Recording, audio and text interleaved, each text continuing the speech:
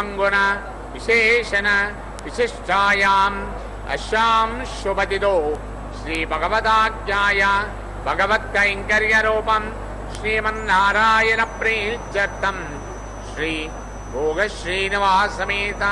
श्री पद्मावती दिव्य श्री चरणारविन्दयोः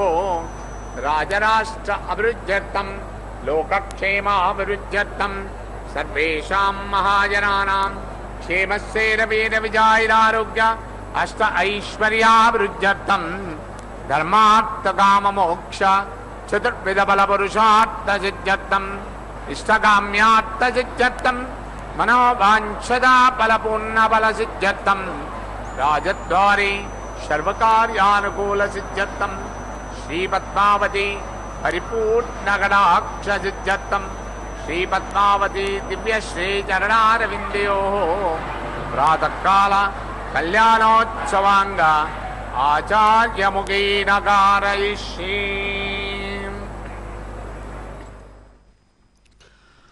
ओम नमो भगवत्यै मधुसूदनकामिन्यै नमो नमः। శుభోదయం. చక్కగా మంగళాలను కలిగించేటువంటి శ్రీ క్రోధినామ సంవత్సరం ఉత్తరాయణం గ్రీష్మ ఋతువు ఆషాఢమాసం శుక్లపక్షంలో చక్కగా చతుర్దశి తిథి పూర్వకంగా సాగుతూ ఉన్నటువంటి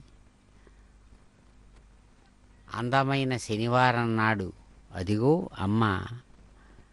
పద్మకాసార మధ్యగత పద్మసుందరి పద్మోద్భవ పద్మముఖి పద్మనాభ ప్రియురాలుగా సుప్రసిద్ధమైనటువంటి మాతృమూర్తి మంత్రమూర్తి శ్రీ పద్మావతీదేవి వారు అదిగో చక్కనైనటువంటి తమ యొక్క మంగళ నిత్యాలంకార శోభితయై అద్భుతమైనటువంటి తమ నిత్య తిరుకల్యాణోత్సవ విశేషాన్ని తమ గర్భాలయంలోని తిరుకల్యాణ మండపంలో నిర్వహించుకునేటువంటి శుభంకరమైనటువంటి క్షణాలు. ఐఖగవాహిని మోహిని చక్రిని రాగవివర్ధిని జ్ఞానమయే. ఐఖగవాహిని మోహిని చక్రిని రాగవివర్ధిని జ్ఞానమయే. గుణగణవారిధి లోకహితైషిని స్వరసప్తభూషిత గాననుతే. సకల సురాసుర దేవ మునీశ్వర మానవ వందిత పాదయుగే. జయ జయ హే మధుసూదన కామిని సంతానలక్ష్మి సదా పాలయమా. అనేకానేక స్థలాల నుంచి అనేక విధాలైనటువంటి కోరికలతో చక్కగా అనేక మంది భక్తులు ప్రాంతాల నుంచి కదిలి వచ్చి అమ్మవారిని ప్రార్థిస్తుంటున్నారు. అమ్మా గరుడ వాహనారూఢ, చక్కగా విశ్వాన్నంతా కూడా సృష్టించి నీదైనటువంటి ప్రభావవంతమైనటువంటి మోహంలో ముంచినటువంటి మోహిని, అద్భుతమైనటువంటి సంసార చక్రంలో జీవులుగా ఉన్నటువంటి అందరినీ తిప్పివేస్తున్నటువంటి చక్రిని,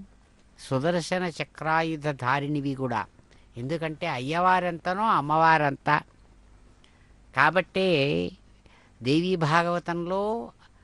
అయ్యవారు నారాయణుడైతే అమ్మవారు నారాయణి అని కీర్తించబడుతుంది. నారాయణుడికి ఏ ఏ విధాలైనటువంటి అలంకారాయుధాలు ఉన్నాయో అమ్మవారికి అవే ఉన్నాయి. అందుకని ఆమె కూడా సుదర్శన చక్రాయుధ ధారిణి అని, చక్రిణి అని చెప్పబడుతుంది. అంతేకాదు సంసార చక్రంలో తనదైన ప్రభావంతో తిప్పివేస్తున్నటువంటి ప్రకృతి శక్తి మాయాశక్తి స్వరూపిణి అని. కాబట్టే ఎవరికి ఎవరు సంబంధం లేకపోయినా ఒకరి మీద ఒకరికి చాలా గొప్పదైన ప్రేమాభిమానాలు కలిగేటట్లుగా చేస్తున్నటువంటి రాగవివర్ధిని. అనురాగం చక్కగా అభివృద్ధి చెందిస్తుందట ప్రాణులలో. అంతేకాదు ఎంతగా అనురాగాన్ని ఇస్తుందో అంత రాగాన్ని తీసేటువంటి వైరాగ్య రూపిణి కూడా ఆమె. అందుకనే జ్ఞానస్వరూపిణి. జ్ఞానం వల్ల వైరాగ్యం, జ్ఞాన వైరాగ్యాల వల్లనే మోక్షం అనేటువంటిది లభిస్తుందని, మోక్షం అనేటువంటి ఐశ్వర్యాన్ని పొందడానికి ఆధారం జ్ఞానం వైరాగ్యం. కాబట్టే అటువంటి వైరాగ్యం జ్ఞానం వల్ల కలుగుతున్నటువంటి వాటిని కలిగించే తల్లి అదిగో స్వీకరిస్తున్నారు కళ్యాణం. గోవింద. విశ్వ ఆజవ జాతవేద పవిత్రవత్ పవిత్రేణ పునాహిమా శుక్రేణ దేవదీజ్యతే అగ్నే కృత్వాగ్రతులోంగణో పవిత్రమర్చిషి అగ్నే వితతమంతరా బ్రహ్మణేన పునీమహే ఉభాభ్యాం దేవసవితః పవిత్రేణ సవేన చ ఇదం బ్రహ్మ పునీమహే వైశ్వదేవీ పునతే దేవ్యాకాత్ యస్యే బహ్వే స్తనపోపీతపృష్ఠాః తయామదంతస్వధామాజ్యేషు వయజ్ఞస్యామపతయోజగీణాం వైశ్వానరోహస్యభిర్మాపునాదో పాదః ప్రాణేనే శిరోమయో భూః యావా పృథివీమే సాపయోభిः సుతామరీయజ్ఞే మాపునీతాం బృహద్భిः సవిదస్త్రిభిः పరిరిక్షైర్దేవమన్మభిः అగ్నే దక్షైः పునాహిమా తేన దేవా అపునత తేనాపో దివ్యంగసః తేన దివ్యేన బ్రహ్మణా ఇదం బ్రహ్మ పునీమహే యః పావమానే దధ్యేతి శ్రీభిः సంభృతకోరసం సర్వకోశభూతమస్నాది శ్రీధర్మాదిరిష్వా పావమానేర్యో అధ్యేతి శ్రీభిः సంభృతకోరసం తస్మై సరస్వతీ దుహే క్షీరకమసర్పిర్మధూతకం పావమానే స్వస్య యనేః తుదుఘాహి పయస్వతీః శ్రీభిः సంభృతోరసః బ్రాహ్మణేష్వృతకోహితం పావమానేతి సంతునః యమల్లోకమథో అముం కామాన్ సమర్థయంతునః దేవీర్దేవైः సమాభృతాః పావమానే స్వస్తిగనీః సుదుఘాఘీఘృతశ్రుతః త్రిభిः సంభృతోరసः బ్రాహ్మణేష్వృతకోహితం येन देवा पवित्रेण आत्मानं पुनरे सदा तेन सहस्रधारेण पावमान्यः पुनन्तु मां प्राजापत्यं पवित्रं सदाद्यामहिरण्मयं तेन ब्रह्मविदो वयं भूतं ब्रह्म पुनीमहे इन्द्रस्वनीति सहमा पुनादो सोमस्वस्य वरुणः समीच्या स्मो राजा प्रमृणाभिपुनात्मा जातवेदामोर्जयन्त्यापुनादो भूर्भुवस्सुवः तच्छयोरावृणीमहे गातुयज्ञाय गातुयज्ञपदये दैवी स्वस्तिरस्तुनः स्वस्तिर्मानुषेभ्यः ऊर्ध्वञ्जिगाधेशजं शन्नो अस्तुद्विपदये संचतुष्पदे ओम शांति शांति शांति।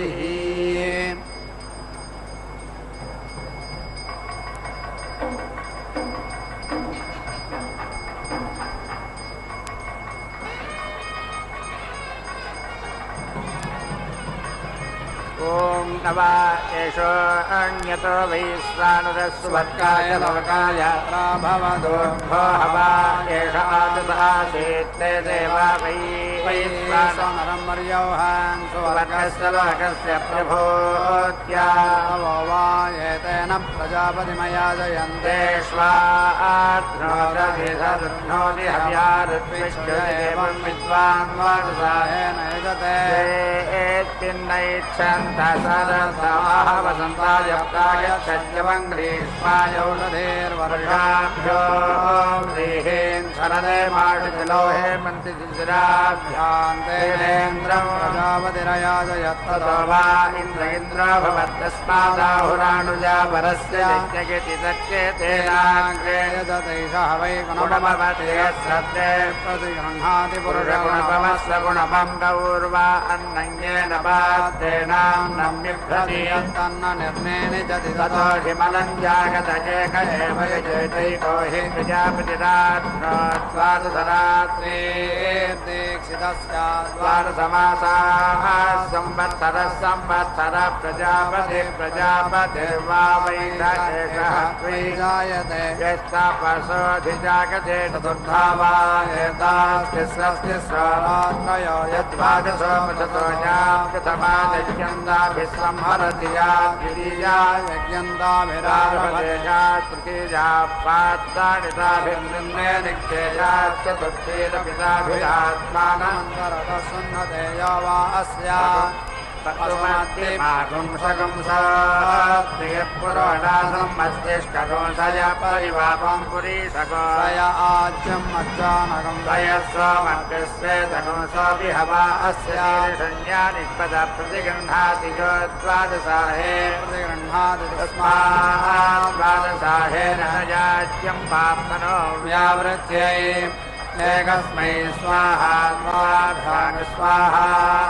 त्रिभ्यः स्वाहा चतुर्भ्यः स्वाहा पञ्चभ्यः स्वाहा षड्भ्यः स्वाहा सप्तभ्यः स्वाहा अष्टाभ्यः स्वाहा नवभ्यः स्वाहा दशभ्यः स्वाहैकादशभ्यः स्वाहा द्वादशभ्यः स्वाहा त्रयोदशभ्यः स्वाहा चतुर्दशभ्यः स्वाहा पञ्चदशभ्यः स्वाहा षोडशभ्यः स्वाहा सप्तदशभ्यः स्वाहा अष्टादशभ्यः स्वाहैकान्नविंशत्यै स्वाहा नवविंशत्यै स्वाहैकान्नचत्वारिंशते स्वाहा नवचत्वारिंशते स्वाहैकान्नषष्ट्यै स्वाहा नवषष्ट्यै स्वाहैकान्नाशीत्यै स्वाहा नवाशीत्यै स्वाहैकान्नशताय स्वाहा शताय स्वाहा द्वाभ्यागं शताभ्याग स्वाहा सर्वस्मै स्वाहा एकस्मै स्वाहा त्रिभ्यः स्वाहा पञ्चभ्यः स्वाहा सप्तभ्यः स्वाहा नवभ्यः स्वाहैकादशभ्यः स्वाहा त्रयोदशभ्यः स्वाहा पञ्चदशभ्यः स्वाहा सप्तदशभ्यः स्वाहैकान्नविंशत्यै स्वाहा नवविंशत्यै स्वाहैकान्नचत्वारिंशते स्वाहा नवचत्वारिंशते स्वाहैकान्नषष्ट्यै स्वाहा नवषष्ट्यै स्वाहैकान्नाशीत्यै स्वाहा नवाशीत्यै स्वाहैकान्नशताय स्वाहा शताय स्वाहा सर्वस्मै स्वाहा द्वाभ्याग स्वाहा चतुर्भ्यः स्वाहा षड्भ्यः स्वाहा द्वाभ्यः स्वाहा दशभ्यः स्वाहा द्वादशभ्यः स्वाहा चतुर्दशभ्यः स्वाहा षोडशभ्यः स्वाहा अष्टादशभ्यः स्वाहेहाविंशत्यै स्वाहा अष्टानवत्यै स्वाहा शताय स्वाहा सर्वस्मै स्वाहा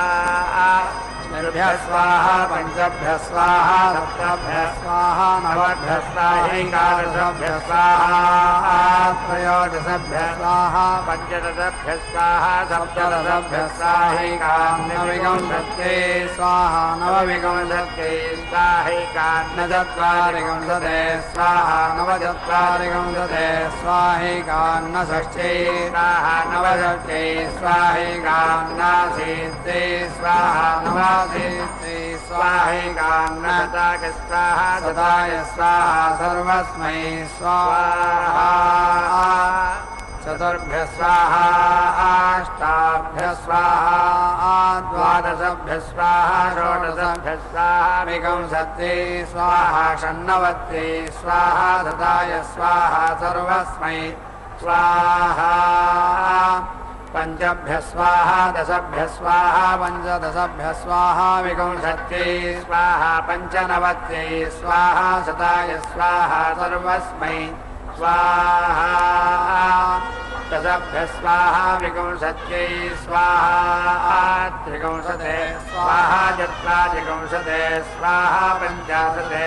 स्वाहा षष्ट्यै स्वाहा सप्तत्यै स्वाहा शीत्यै स्वाहा नवत्यै स्वाहा शताय स्वाहा सर्वस्मै स्वाहा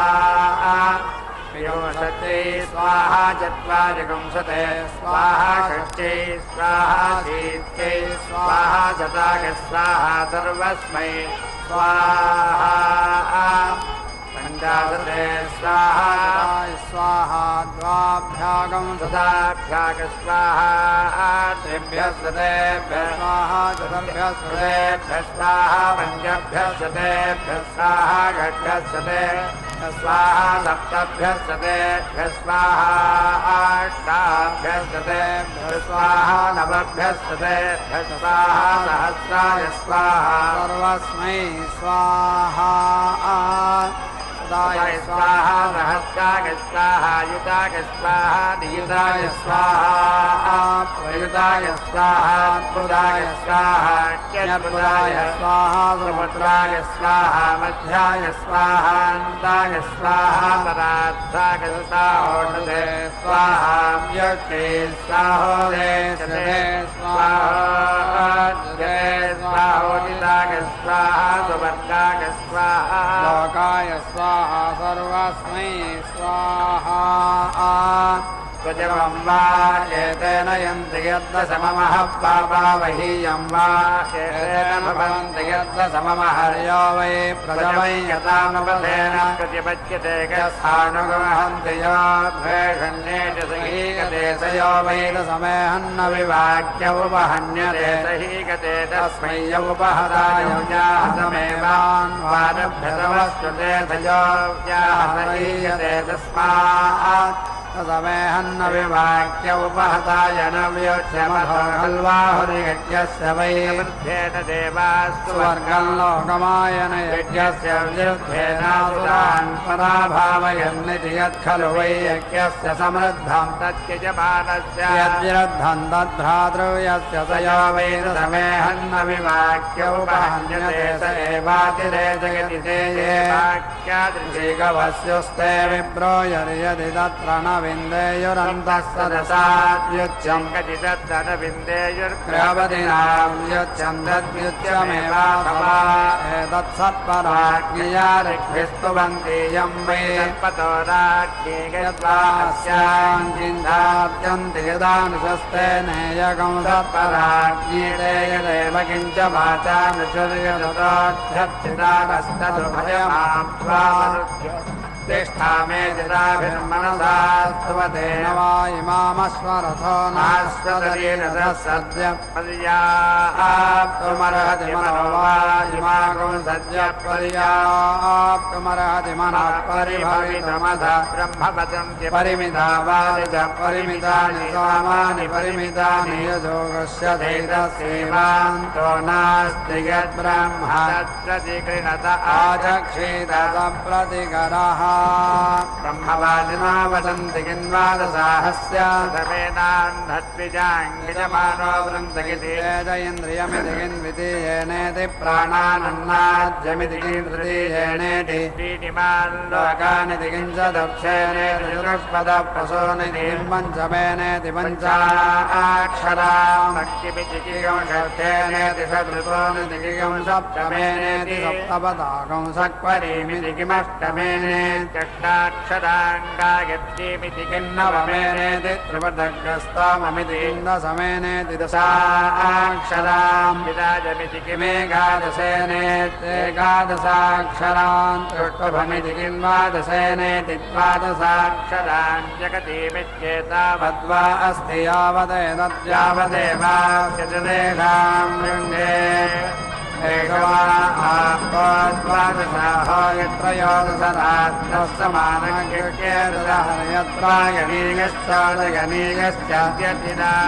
भवति त्रय इमे लोका येषां लोकानामाप्तये प्राणो वै प्रथमोऽधिरात्रो ज्ञानो द्वितीया पानस्तृतीयः प्राणावामोदाने देवान्नाद्ये प्रतिष्ठन्ति सर्वमायुर्यन्ति एवं विद्वागुंसस्तचोटसरात्रमासते ददाहुर्वाग्वा एषा विदधा यद्वादशाहस्तां विच्छिन्द्यर्यन्मध्ये रात्रं पत्युरुपदासुका गृहपदेर्व्याक्षादुपरिष्टाच्छन्दोमानां महाव्रतं कुर्वन्ति सन्ततामेव वाचमवरं हतेनुपदासुका गृहपदेर् सर्वान् भवति बसवो वै छन्दोमान्नं महाव्रतं यदपरिष्टाच्छन्दोमानां महाव्रतं कुर्वन्ति पशुषु चैवान्नाद्ये च प्रतिष्ठन्ति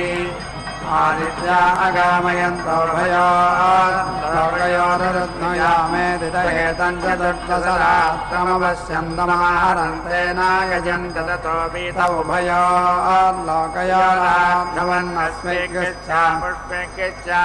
एवं विद्वागं सश्चतुर्दशरात्रमासतौ भयोरेव लोकयोरुध्नुवञ्चस्मिग्गच्छामुष्मिग्गच्छ चतुर्दशरात्रो भवति औषधयः सप्तारण्या उभयेषामवरुध्य यत्पराचीनानि पृष्ठानि भवन्त्यममेव ते लोकमभिजयन्ति यत्प्रतीचीनानि पृष्ठानि भवन्ति ममेव ते लोकमभिजयन्ति त्रयस्त्रिपुंसौ मध्यतस्तोमो भवतः साम्राज्यमेव गच्छन्त्यधिराजौ भवतोऽधिराजा एव समानानां भवन्त्यधिरात्रावभितो भवतः परिगृहीत्यै प्रजापति सुवर्गं लोकमयेत्तन्देवान्वायन्तानादित्याश्च बसवश्चान्वायन्ते देवा अब्रुवन्यान् पशूनुपाजीवित्परिमेन्वाग्मन्यदिरेभ्येदं चतुर्दशरात्रं मृत्योहन्तादित्या पृष्ठे सुवर्गं लोकमारोहन्त्यहाभ्यामस्मिन् लोके वसोन् प्रत्योहन् पृष्ठेदादित्यामुष्मिन् लोकात् भवन्त्यहाभ्यामस्मिन् लोके बसवोय एवं सप्तदशरात्रमासदौ भयोरेव लोकयोरुध्वन्त्यस्मिग्गश्चामुष्मिग्गश्च पृष्ठैरेवामुष्मिन् लोकरुध्वन्ति त्र्यहाभ्यामस्मिन् लोके ज्योतिर्गौरायुरिति त्र्यहो भवतीयं यावज्ज्योतिरन्तरिक्षं गौरसा वायुरिमानेव लोकानभ्यारोहन्त्यदन्यदपृष्ठानि सर्वविवधज्ञस्यान्मध्ये पृष्ठानि भवन्ति सविवधत्वायो यो वै वीर्यं ओजयेव वीर्यं मध्यतो दधते बृहद्रथन्तराभ्यायन्तीयं वावरथन्तरमसो बृहदाभ्यामेव यञ्चथो अनजोरेव प्रतिष्ठन्ते ते वै यज्ञस्याञ्जदायनी श्रुतिताभ्यामेव सुवर्गं लोकं यन्त्यपराञ्चोपा एते सुवर्गं लोकमभ्यारोहन्ति ये पराचीनानि पृष्ठान्युपयन्ति प्रत्यन्त्र्यहो भवति प्रत्यवरोढ्या अथो प्रतिष्ठित्या उभयोर्लोकयोरुध्वोत्तिष्ठन्ति चतुर्दशैतास्तासाञ्ज्ञातशतसाक्षरा विराडन्नं विराजैवान्नाद्यमवरुन्धते याश्चतस्रश्चतस्रो दिशो दिक्ष्वेव प्रतिष्ठन्ति अधिरात्रावभितो भवतः परिगृहीत्यै इन्द्रो वै सदृङ् देवताभिरासीत् सनव्यावृतमगच्छत् स प्रजापतिमुपाधावत् तस्मादेतं पञ्चदशरात्रं प्रायच्छत्तमाहरत्तेनाय च ततो वै सोऽन्याभिर्देवताभिर्व्यावृतमगच्छत् एवं विद्वागं स पञ्चदशरात्रमासते व्यावृतमेव पाप्मनाभ्रातुर्येण गच्छन्ति ज्योतिर्गौरायुरिति यहो भवतीयं मावज्योतिरन्तरिक्षं गौरसा वायुरेष्वेव लोकेश प्रतिष्ठं च सत्रं वा एतद्यदछन्दो मयि यच्छन्दो मा भवन्ति तेन सत्रं देवता एव पृष्ठेरवरुन्धते पशून् छन्दो मेरोजो वै वीर्यं पृष्ठानि पशवश्छन्दो मा ओजस्येव वीर्ये पशुष प्रतिष्ठन्ति पञ्चदशरात्रो भवति पञ्चदशो वज्रो वज्रमेव भ्रातृव्येभ्यः प्रहरन्ति रात्राभितो भवत इन्द्रियस्य परिगृहीत्यै इन्द्रो वै शिथिलैवा प्रतिष्ठित आसीत् स्वसुरेभ्यो बिभेत् स प्रजापतिमुपाधावत् तस्मादेतं पञ्चदशरात्रं वज्रं प्रायच्छत्तेनासुरान् पराभाव्य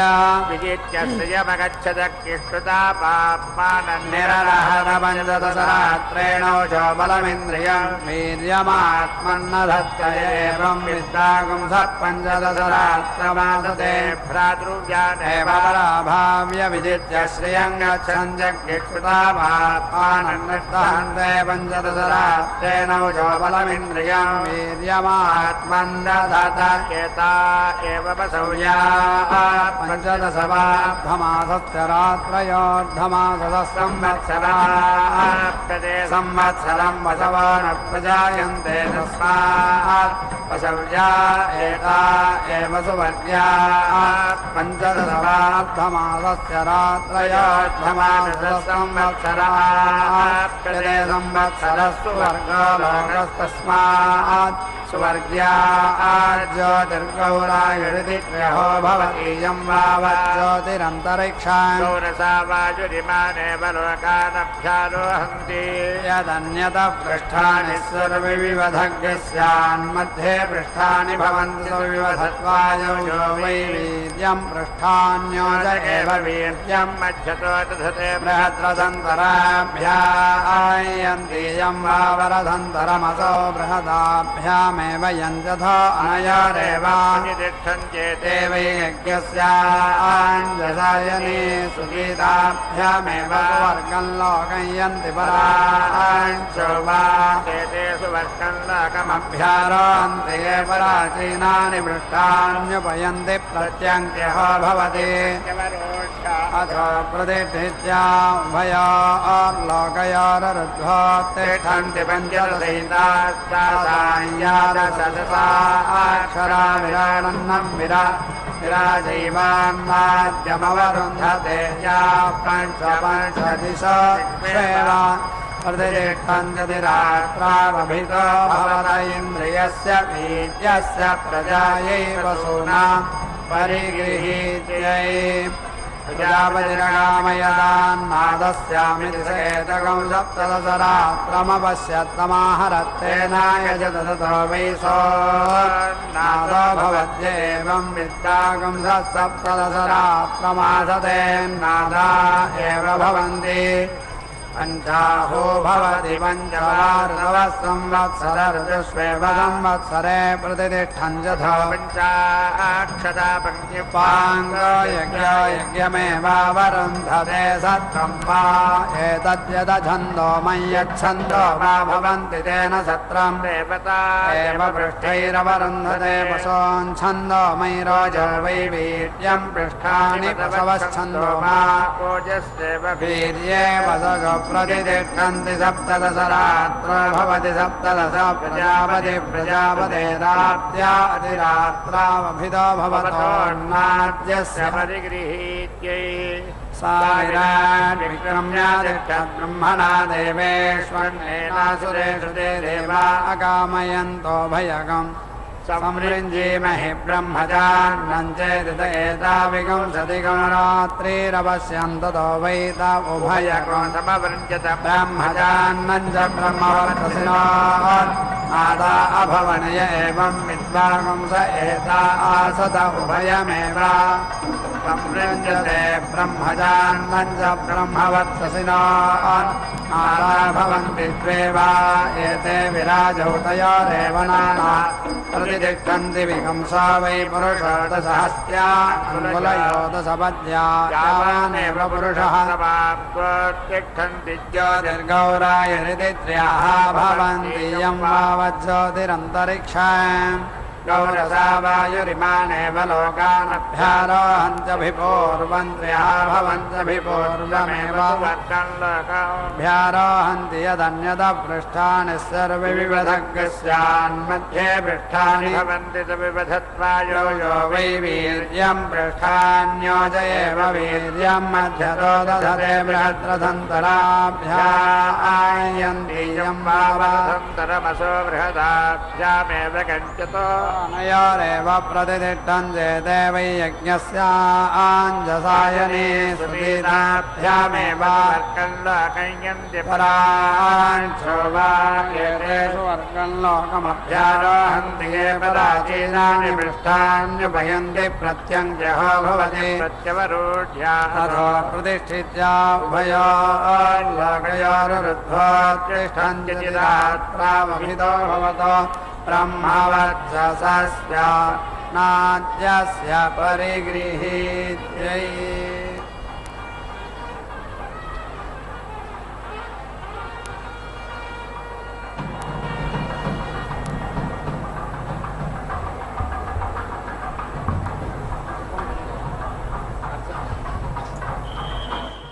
ఓం నమో విజ్ఞానమయ్యై నమో నమః. జ్ఞానము పరమాత్మ యొక్క స్వరూపం.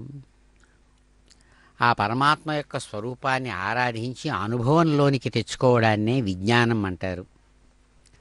అందుకనే భగవద్గీతలో స్వయంగా ఆయన జ్ఞాన విజ్ఞాన యోగం అని 18 అధ్యాయాలలో తో కూడినటువంటి భగవద్గీతలో జ్ఞాన విజ్ఞాన యోగాన్ని బోధిస్తారు. ఏదైతే వేదములలో చెప్పబడినటువంటి పరమాత్మ స్వరూపముందో ఆ పరమాత్మ స్వరూపాన్ని చక్కగా అభివర్ణించినటువంటి శాస్త్రాలు, అవి అందించేటువంటి జ్ఞానం పరోక్ష జ్ఞానం అంటారు. అలా అందించినటువంటి పరోక్ష జ్ఞానాన్ని తమ నిజ జీవితంలో అనుభవపూర్వకంగా తెచ్చుకునేటువంటి విషయాన్ని విజ్ఞానం అంటారు. అందుకనే పరమాత్మ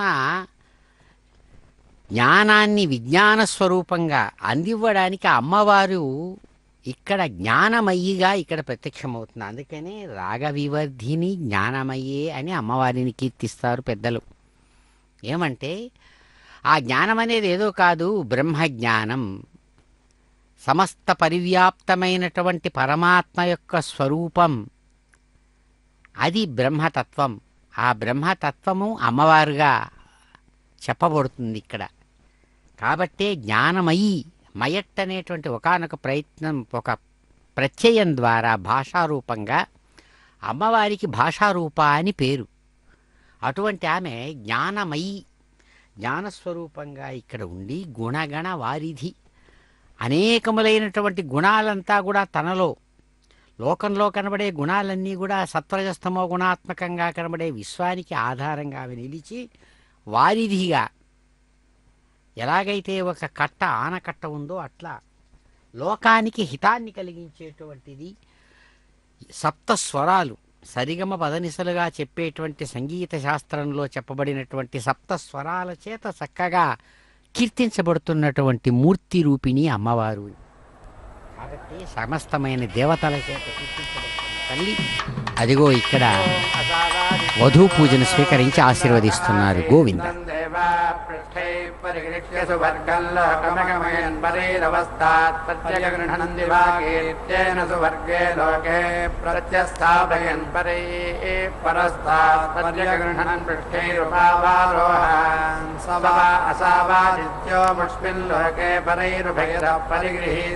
పృష్ఠాని భవంతి వర్గమేవ తైర్లోకయజమానాయంతి పరైరవస్తాత్ పరిగృహంతి దివాగేత్యేన సువర్గే లోకే ప్రతిష్ఠంతి పరస్తాత్ పరిగృహంతి పృష్ఠైరుపావరోహంతి యత్పరే పరస్తాత్ నస్య పరాంచస్సు వర్గాల్లోకాన్నిష్పద్యేన యదవస్థాన్నస్య ప్రజావింతేగరభిదో దివాకీర్త్యం పరస్సామానో భవంతి సువర్గే వీనాన్లోకముభయద పరిగృహంతి యజమానమీవాకీర్త్యగమ సంవత్సర పరస్సామానోభిదో దివాకీర్త్యం పరస్సామానో భవంతి సంవత్సర ఏవ प्रतिष्ठन्ति पृष्ठं मे दिवाकीर्त्यं पार्श्वे परस्सामानोभिदो दिवाकीर्त्यं परस्सामानो भवन्ति तस्मादभिदः पृष्ठं पार्श्वे भूयिष्ठा प्रहारिक्यन्ते भूयिष्ठकुंसस्य ते यज्ञस्यैव तन्मध्यतो क्रन्थिङ्गसञ्चविस्रकुंसाय सप्तगृह्यन्ते सप्तवीशीर्षण्याः प्राणानेव यजमानेषु दधति यत्पराचीनानि इष्टानि भवन्ति ममेव तैर्लोकमभ्यारोहन्ति यदि मल्लकन्न प्रत्यवरोहेयुरुद्वाद्येयुर्यजमानाः प्रवामीयेरनिगत्प्रतीचीनानि पृष्ठानि भवन्ति ममेव तैर्लोकं प्रत्यवरोहन्ति अस्मिन्नेव लोके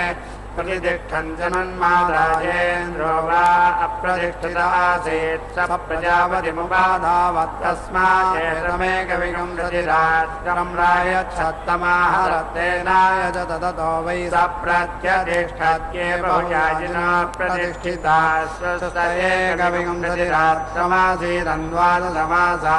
पञ्चर्तवस्त्रय इमे लोकासावादित्येकविगुंस एतावन्तो वै देवलोकास्तेष्वेव यथा पूर्वं प्रतिष्ठन् च सावादित्यो न व्यरोचत स प्रजापतिमुपाधावत् तस्मादेतमेकविगुंसतिरात्रम् रायच्छत्तमाहरतेनायज ततो वै सौरोचत एवं विद्वागुंस एकविगुंसतिरात्रमासते रोचन्त एवैकविगुंसतिरात्र भवति ऋग्वा एकविगुंसो ऋतमेव छन्दो प्रतिष्ठामेव प्रतिष्ठाक्येकविगुंसतिरात्राविभिन्नो भवतो ब्रह्मवर्चसस्य परिगृहीत्यै पर्वाण्यज्ञसङ्ग्रामत्वमुष्पादधिमामभि ऋषीणाय्य पुरोहितः निर्देव निर्वीणम् कृत्वा विष्कन्धम् तस्मिन्निहीयता योऽस्मान् वेष्टि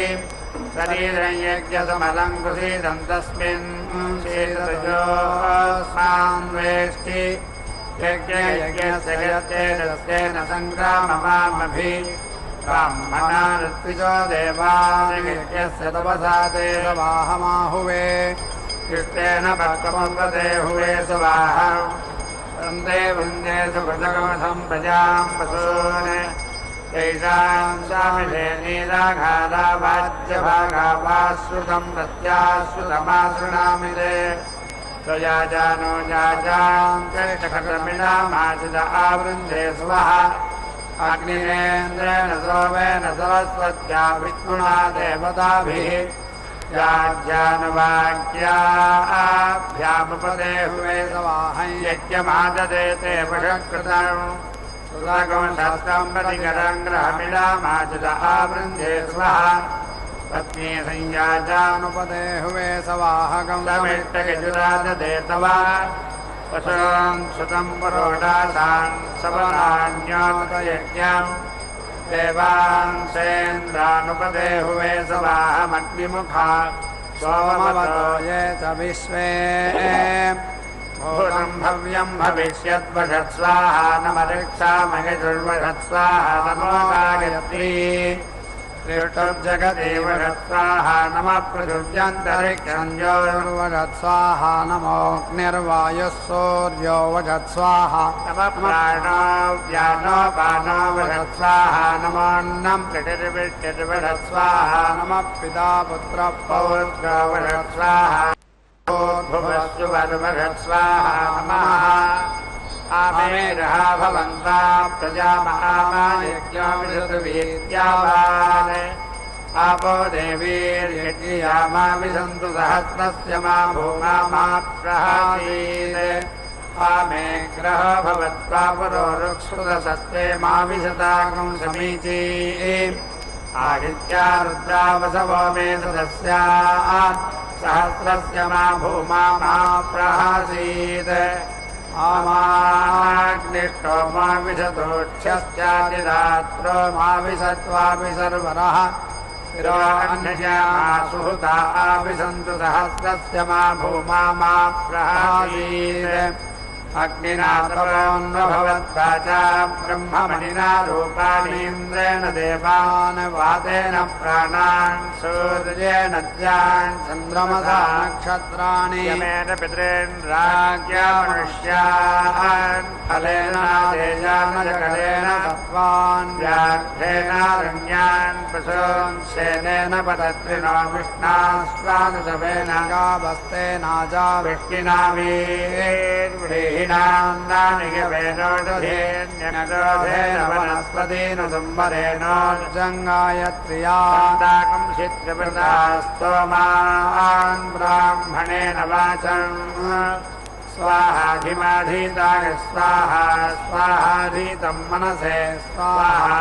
स्वाहा मनः प्रजापतये स्वाहा गाय स्वाहा कस्मै स्वाहा कथमस्मै स्वाहादित्यै स्वाहादित्यै मह्यै स्वाहादित्यै मृणिकायै स्वाहा सरस्वत्यै स्वाहा सरस्वत्यै बृहत्यै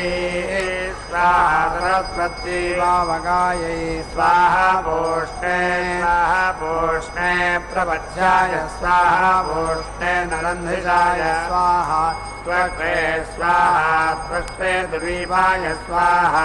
त्वष्ट्रे पुरुरूपाय स्वाहा विष्णवे स्वाहा विष्णवे निभुर्यपाय स्वाहा विष्णवे निभूयपाय स्वाहा सर्वस्मै स्वाहा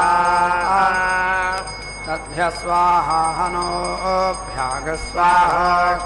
हनोभ्यागस्वाहोष्ठाभ्याग स्वाहा मुखाय स्वाहा नासिकाभ्याग स्वाहा क्षीभ्याग स्वाहा कर्णाभ्याग स्वाहा वारयिक्षवो वार्येभ्यः पक्ष्मभ्यः स्वाहा वारयिक्षवः पार्येभ्यः पक्ष्मभ्यः स्वाहा शीर्ष्णे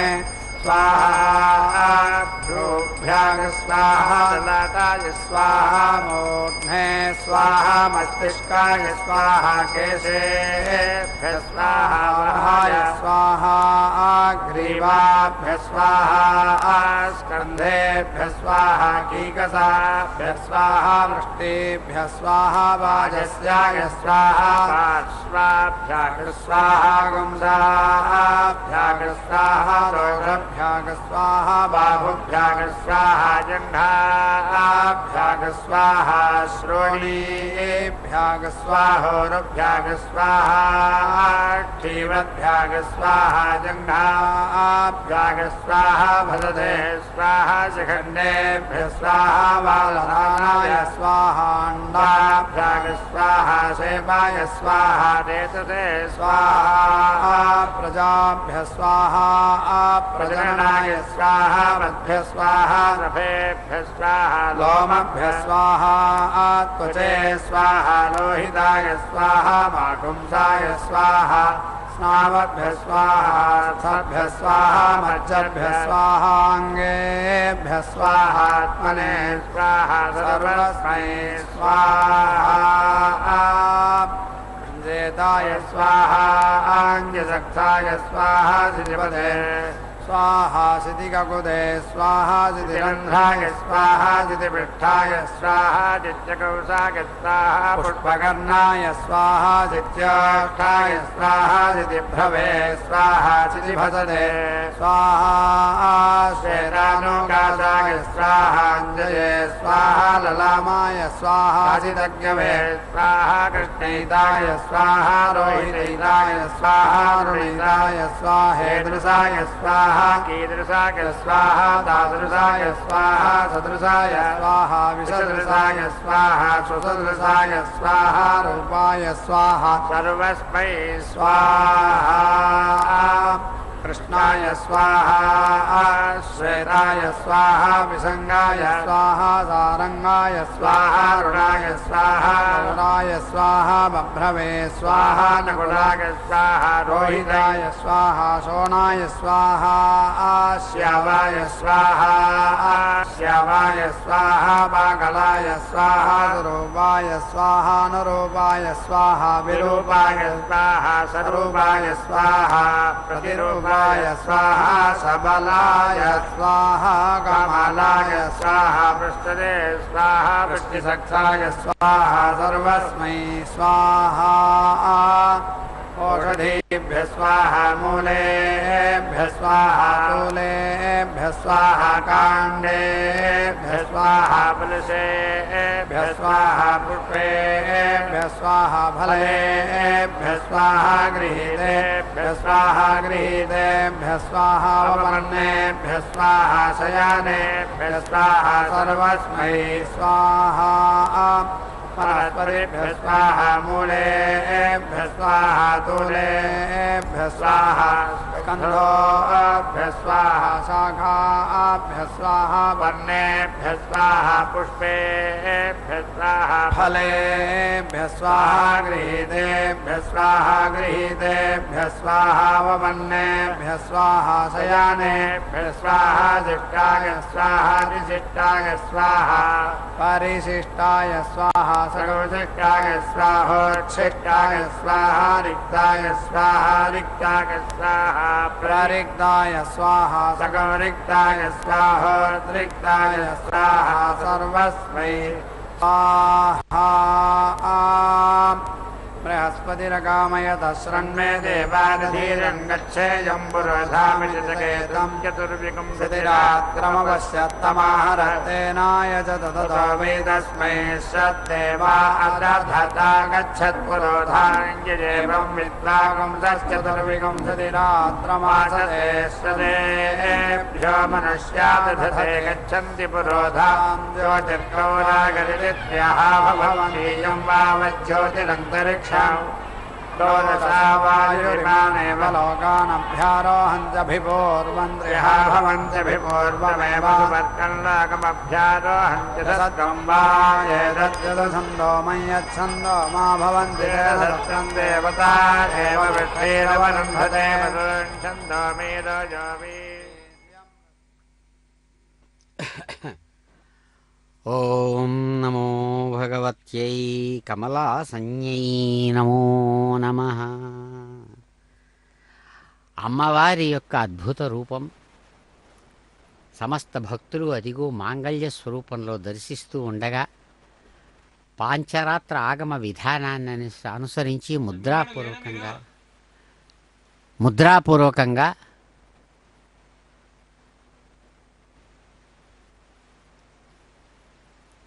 ముద్రాపూర్వకంగా ఇక్కడ చక్కగా నిర్వహిస్తూ ఉన్నారు. అమ్మవారి యొక్క అద్భుతమైనటువంటి దివ్య స్వరూప విశేషాలను, అమ్మా సద్గతిదాయిని, అద్భుతమైనటువంటి సద్గతుని అందించేటువంటి దివ్యమూర్తి స్వరూపిణివి, అద్భుతమైనటువంటి గానం చేత నిరంతరం కీర్తించబడుతున్నటువంటి వేదనుతి, శృతస్వరూపిణిగా శృతిరూపిణివిగా ఎవరైతే చక్కగా ప్రకాశిస్తున్నారో అటువంటి ఆ దివ్య స్వరూపం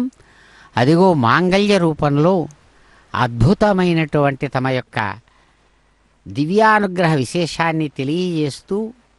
వధూ పూజగా తాను పూజలు అందుకున్నటువంటి తల్లి ఇక్కడ మాంగళ్య స్వరూపంలో అదిగో తాను ఆవిర్భవించినటువంటి దివ్య రూపం ఏదైతే ఉందో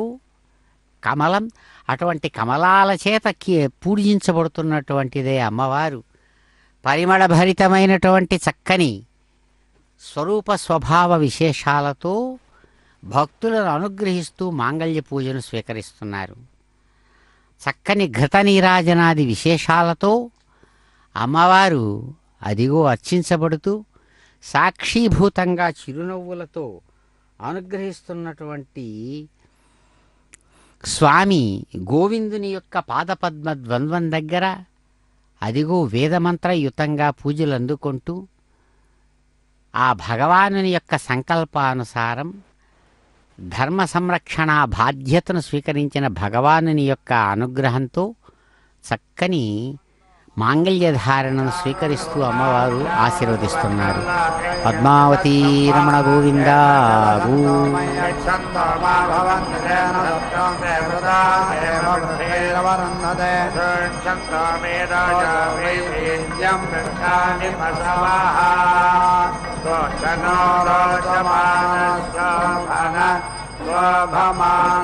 కళ్యాణ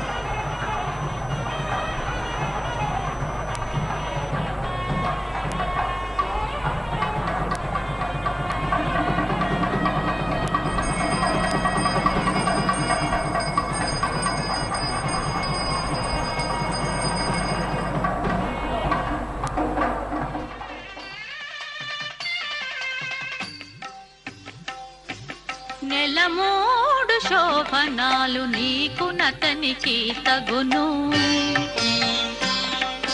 నెలమూడు శోభనాలు నీకు నతనికి తగును, కలకాలము నిత్య కళ్యాణమమ్మ కళ్యాణమమ్మ కళ్యాణమమ్మ.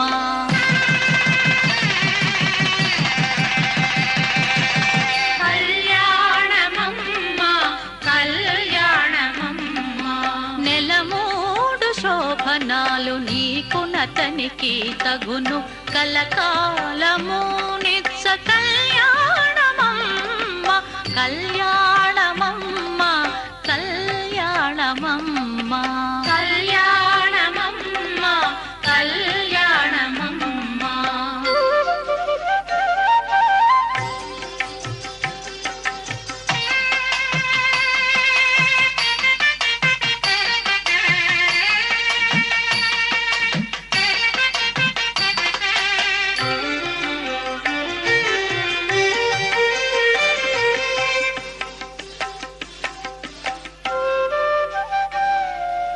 రామనామమతనిది రామవు నీవైతేను, చామన వర్ణమతడు చామవు నీవు.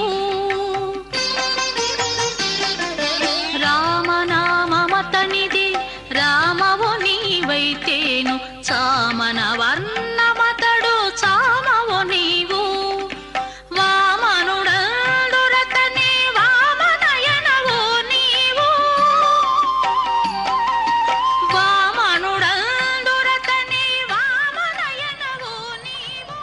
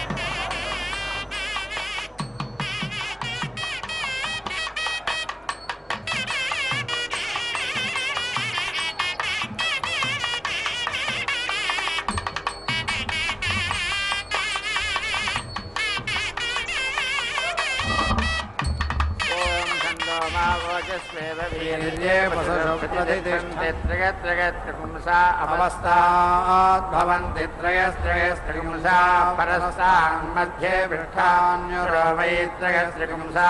आत्मा पृष्ठान्यात्मन एव तद्यजमानाः सर्वनक्यन्तेनात्ति बृहत्सन्दराभ्यायन्तीयं वावरसन्तरमसो बृहदाभ्यामेव यञ्जथ अनजरेव प्रतिदिक्षन्ये देवी यज्ञस्याञ्जसायने सुदीताभ्यामेव सुवर्गं लोकयन्ति पराञ्चो वा एते सुवर्गं लोकमभ्यारोहन्ति ये पराचीनानि मिष्ठान्यप्रगिन्त्य प्रत्यक्षणो भवति प्रत्यवरोढ्या अथो प्रतिष्ठित्या उभयोर्लोकयोर्तिष्ठन्ति त्रिवृतोऽधित्रिवृतमुपयन्ति स्तोमानागमसम्पत्तिः प्रभवाय ज्योतिरग्निष्ठो वा भवत्ययं वावसक्षयोऽस्मादेवतेन क्षयान्नयन्ति चतुर्विंशतिराभवति चतुर्विंशतिरर्धमासाः संवत्सरः संवत्सरः सुवर्गो लोकः संवत्सर एव सुवर्गे लोके प्रतिष्ठन् चतुर्विंशत्यक्षरा गायत्री गायत्री ब्रह्मवर्चसं गायत्र्यैव ब्रह्मवर्चसमवरुन्धतेति रात्रावभितो भवतो ब्रह्मवर्चसस्य परिगृहीत्यै पूर्णाहुतिमुत्तमाञ्जुहोति सर्वं वै पूर्णाहुतिः सर्वमेवाप्नोति अथो इयं वै पूर्णाहुतिः अस्यामेव प्रतिष्ठति नारायणाय विद्महे वासुदेवाय धीमहि तन्नो विष्णुर्प्रचोदयात् स्वाहा महादेव्यै च विद्महे विष्णुपत्न्यै च धीमहि तन्नो लक्ष्मी प्रचोदयात् स्वाहा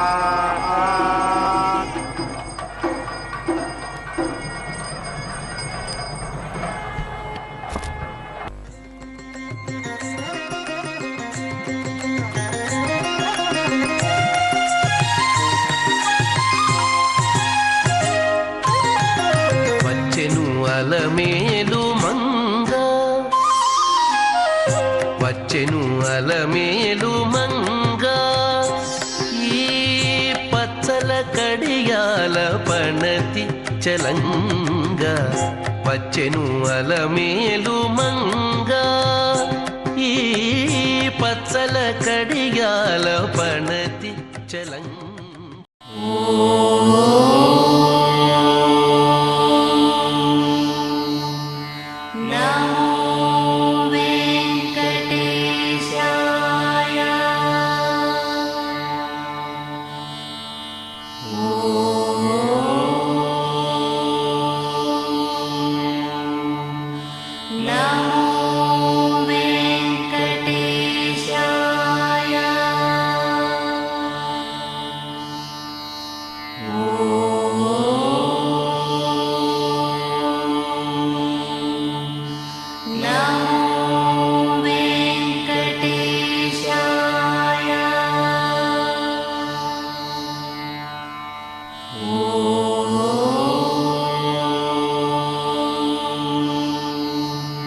No.